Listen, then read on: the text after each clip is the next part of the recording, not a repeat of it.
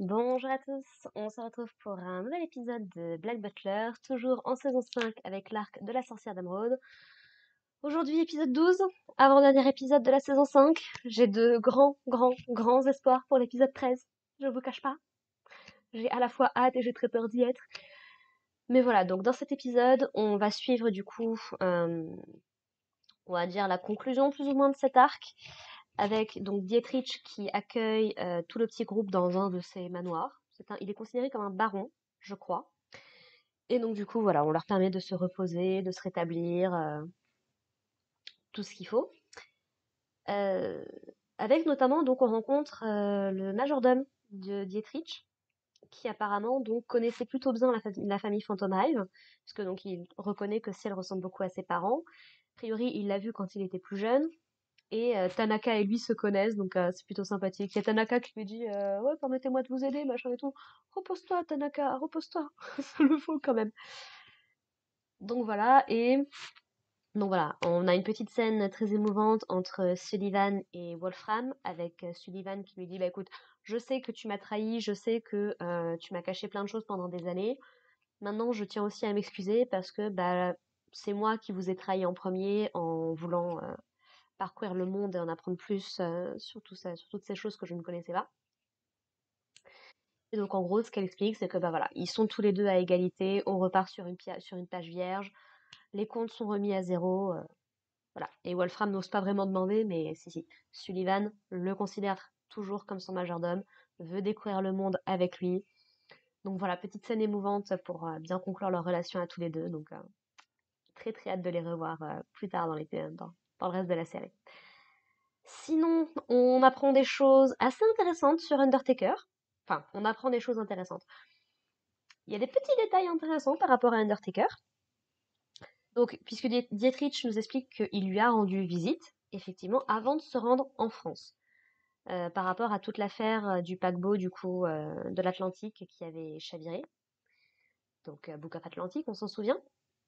Et ça a l'air de surprendre un petit peu tout le monde qu'il aille en France. Je vous en parlais dans le dernier épisode, comme quoi, voilà. Mais ouais, pourquoi en France en particulier? Honnêtement, là comme ça, je me souviens plus. Par rapport aux arcs qui vont venir plus tard, je sais pas, je vois pas très bien de lien là pour l'instant. Mais ce qu'on découvre, c'est que Undertaker donc est venu un petit peu se moquer de Dietrich, hein, le fait qu'il est autant grossi avec les années. Alors, ils expliquent que la dernière fois qu'ils se sont vus, a priori, c'était lors on comprend que c'était lors des fiançailles, des funérailles de Vincent. Mais je peux me tromper, il faudrait que je recheck le manga. Il me semble que dans le tout premier chapitre, ou un des tout premiers chapitres, on avait Undertaker et Dietrich qui étaient déjà présents tous les deux, en tant que, on va dire, cercle fermé autour des Phantom Hive. À l'époque où c'était déjà Ciel qui gérait la boutique. Donc, à voir, mais on a peut-être une incohérence là-dessus. Ou alors c'est Undertaker qui perd la boule. Et vu ce qu'il raconte, je ne pense pas. Puisque donc voilà, il mentionne que bah alors il se met à pleurer en fait devant la photo de Vincent et quand on évoque sa mort. Donc un Undertaker beaucoup plus vulnérable, beaucoup plus humain, c'est très intéressant à voir et qui surprend du coup Dietrich. Mais ce qu'il explique, c'est que même si Vincent est mort, le conte de Phantom Hive existe toujours. Et c'est là, mais encore une fois, si vous connaissez le manga, vous savez à quoi je fais référence. Je ne comprends toujours pas comment j'ai pu laisser passer une révélation aussi énorme. Puisqu'en gros, donc, Ciel se tend un petit peu en apprenant ça et il se dit ah, est-ce que tu veux dire qu'il parlait de moi ou alors. Et la phrase est laissée en suspens. Comprenant, tout le monde dans la pièce sait de quoi on parle. Le lecteur ou le viewer, pas nécessairement. En tout cas, pas de la façon dont on pourrait croire. Et je, je comprends toujours pas. Je comprends vraiment toujours pas. C'est. Enfin bref, on y reviendra dans une éventuelle saison 6 ou une saison 7. C'est pour vous dire à quel point on n'est pas prêt d'en parler. Mais voilà. Il y a des mystères qui tournent autour d'Undertaker. Voilà. Il est très attaché à la famille Phantom Hive, ça c'est une certitude. Et petit détail aussi très intéressant, donc l'épisode commence, on reste sur les Shinigami justement, puisque débarquent d'Angleterre nos deux Shinigami préférés, au moins l'un d'eux visiblement, William, dont je parlais juste avant, et Grell font leur apparition. Et je dois bien dire que autant le côté Grell, femme trans, ça me passe un petit peu au-dessus, j'en ai un peu rien à foutre, très sincèrement, et selon moi, il fait pas nécessairement ce qu'il faudrait pour être considéré comme une femme, c'est pas juste tu dis que t'es femme, ça marche pas comme ça en fait, selon moi, mais par contre, je dois bien avouer que le petit manteau qu'il porte, mouah, ah, franchement, ça lui donne un style qu'on n'a pas l'habitude de lui voir, franchement, génial. William, il change pas d'habitude, il a son petit uniforme classique et tout. Grell, qu'il était magnifique dans cet épisode-là. Ça a été très bref, quoi, mais en gros, voilà. Donc, vu que Sullivan et Wolfram, apparemment, qui étaient censés mourir, mais visiblement ont survécu, comme ils partent en Angleterre, donc les documents, c'est à la section anglaise qu'il faut leur donner, donc c'est ce qu'ils font. Et ils parlent un petit peu d'événements bizarres qui se seraient passés ces derniers temps dans les parages, notamment, du coup, l'affaire des zombies, que ce soit de Book of Atlantic ou de Public School, même si c'était très limité dans Public School, mais ça vient de Book of Atlantic. Et voilà, ils évoquent un petit peu le cas Undertaker, donc qui est considéré effectivement comme un déserteur. Et ils se disent, bon écoutez, si vous avez des infos à nous donner, merci de nous les donner, ce serait très bien. Et puis ils se barrent. Et du coup, on va avoir Sacha et Ludger qui discutent un petit peu de bah, pourquoi est-ce qu'un Shinigami voudrait quitter cette organisation. Donc c'est effectivement bien confirmé comme étant une organisation.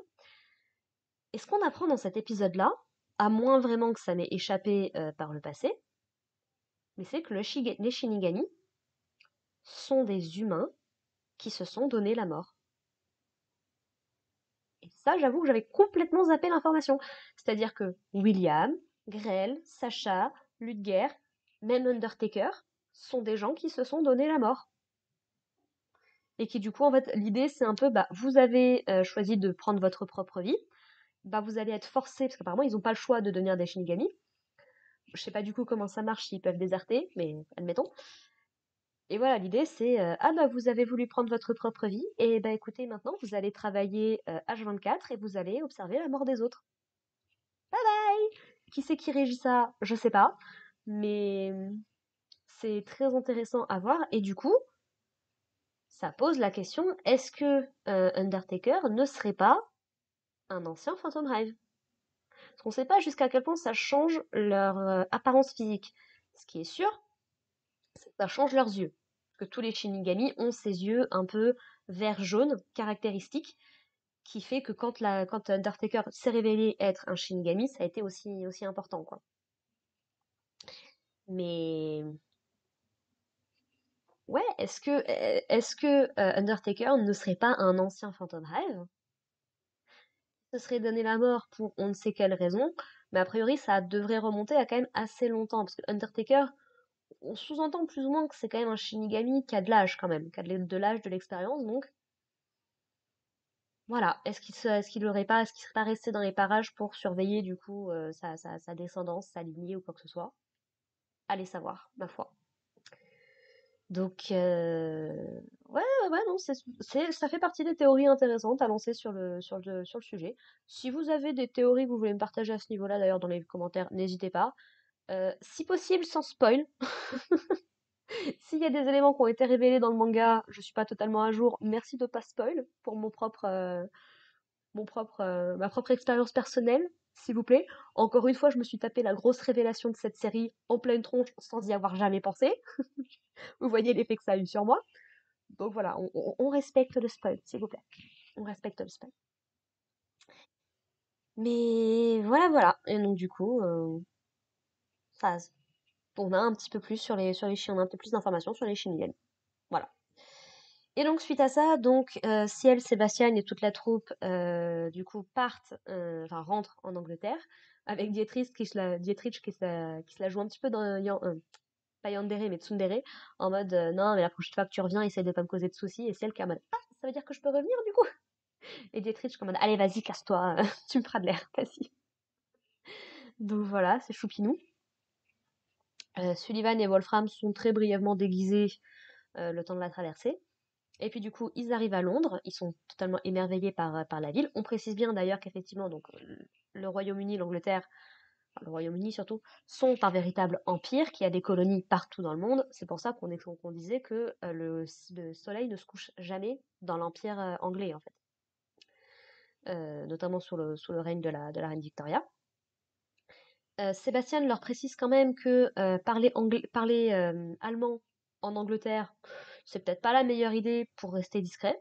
Donc Wolfram explique que Sullivan savait, elle maîtrise plutôt pas mal, par contre Wolfram c'est pas trop son truc.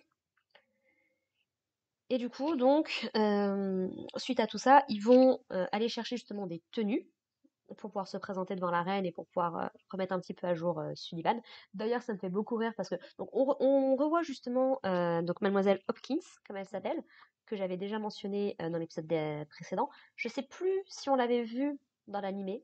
Honnêtement, je sais plus du tout. Mais voilà, c'est la styliste un peu officielle de Ciel, qui adore l'habiller, jouer à la poupée avec lui. Et du coup, qui va totalement être à fond dans l'idée d'habiller du coup Sullivan à la mode anglaise. Et sauf que du coup, il y a un passage qui est vraiment très très drôle, c'est elle dit: «Oh là là, mais qu'est-ce que c'est que cette tenue? C'est pas approprié à l'été, on dirait que c'est un vieil homme qui vous a imposé tout ça et tout». Et derrière, t'as Sébastien qui encaisse le coup, là, qui se dit: hein, j'avais pas le choix, merci de me rappeler». Donc voilà. Et du coup, donc, elle va préparer tranquillement des petites tenues pour Sullivan. Mais Sullivan lui fait une demande, et on découvre assez vite de quoi ça s'agit, puisque Sullivan a décidé de se faire couper les cheveux comme quand elle était plus jeune. Et c'est terrible parce que juste avant, Sébastien disait oui, faut avoir un dress code super, super strict quand tu vas voir la reine d'Angleterre et tout. Bon, ça tombe bien, Mademoiselle Sullivan, elle a les cheveux longs et tout. Bim, je me coupe les cheveux. Allez, ciao! Et l'épisode se termine littéralement comme ça. Quand l'épisode s'est terminé, j'étais là. What? Mais t'étais quoi déjà? Sachant qu'on n'a pas eu de résumé de 3 kilomètres ou quoi que ce soit, quoi. À croire qu'ils ont vraiment tout fait pour tout condenser dans les épisodes d'avant pour avoir du temps pour développer ça sur la fin, quoi. Une bonne conclusion. Ma foi, why not? On verra comment se passe l'épisode 13. Donc voilà, franchement, un petit épisode bien sympathique, bon, beaucoup moins émotionnel que le dernier, bien évidemment, mais qui me fait me dire, mais qu'à l'époque où j'ai lu cette série, mais j'étais à moitié aveugle et sourde, visiblement, je comprenais pas ce que la série essayait de me dire. Et puis bah voilà, petite conclusion mignonne sur la relation entre Wolfram et Sullivan. Donc voilà, tout est bien. Ah si, l'épisode se termine avec une scène post-générique où on retrouve un certain personnage qui est très très contente de savoir que si elle est de retour. Elizabeth Mitford revient dans la série. Lydie est là, alors j'imagine très bien Lydie, Sullivan ensemble. Ouf, ça va donner quelque chose d'explosif dans le prochain épisode, je pense. Bon, enfin. Voilà, voilà. Sur ce, bah écoutez, merci de m'avoir écouté. Puis bah, on se retrouve la semaine prochaine pour conclure cette saison 5. On croise les doigts avec moi. On prie une dernière fois un petit tease la prochaine saison. Un petit tease pour la prochaine saison, s'il vous plaît. Et puis bah, sur ce, portez-vous bien. Allez, bye les gens.